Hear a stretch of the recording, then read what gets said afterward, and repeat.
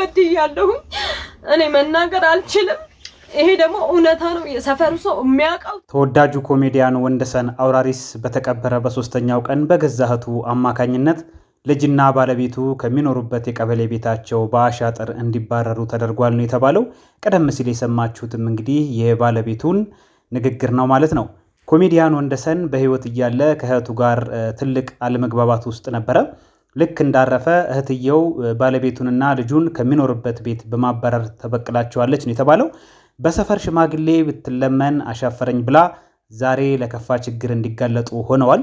በአንዳንድ የቅርብ ሰዎች እህቱን ተይግፍ ይሆንብሻል፣ የወንድምሽ ልጅና ባለቤቱ ናቸው፣ ሜዳ ላይ ወድቀዋል፣ ተመልሰው ወደ ቤታቸው ይግቡ፣ ለምን ወንድምሽን ሁለቴ ትገየዋለሽ ተብላ ቢማጸኗት በጉልበቷ ተማምና እምቢ ብላለች ነው የተባለው። 40 እንኳ ሳይወጣ ልጁና ባለቤቱ ስቃይ ውስጥ እንዲገቡ በገዛ እህቱ ተፈርዶባቸዋል። በዚህ ልክ መጨቃከን ተገቢም አይደለም እያሉ የቅርብ ሰዎች እንግዲህ በጣም ሮሯቸውን እያሰሙ ይገኛሉ። በጣም በሚያሳዝን ሁኔታ እንግዲህ ብዙ ጊዜ እንደምታውቁት የአርቲስቶች ህይወት ለሰው ይኖራሉ።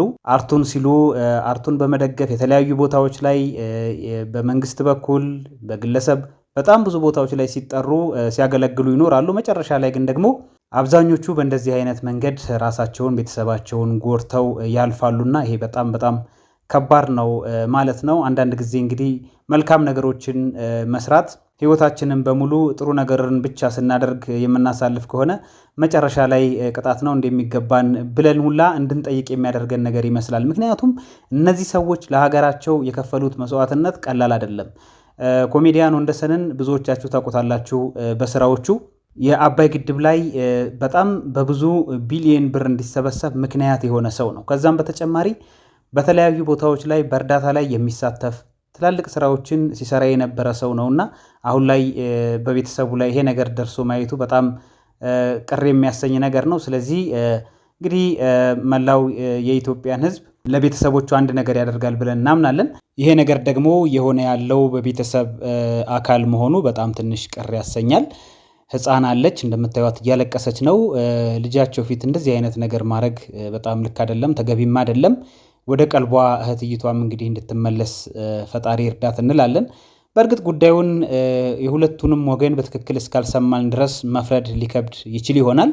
ነገር ግን ደግሞ አንድ ነባራዊ ሁኔታ እየተመለከትን ያለነው ነገር ሁለቱም ከቤት ወጥተው መንገድ ላይ መሆናቸውን ነውና ስለዚህ በአፋጣኝ ወደ ቤት መመለስ እንዳለባቸው ከዚህ ቀደም እንደሚኖሩት እንግዲህ አሁንም ለተወሰነ ጊዜ ቢያንስ አብረው እንዲኖሩ መሆን አለበት ብለን እናምናለን። በቤተሰብ መሃል ያለ ጸብ ደግሞ ይሄን ያህል ወደ ውጭ ወጥቶ መሰማትም አለበት ብለን አናምንም።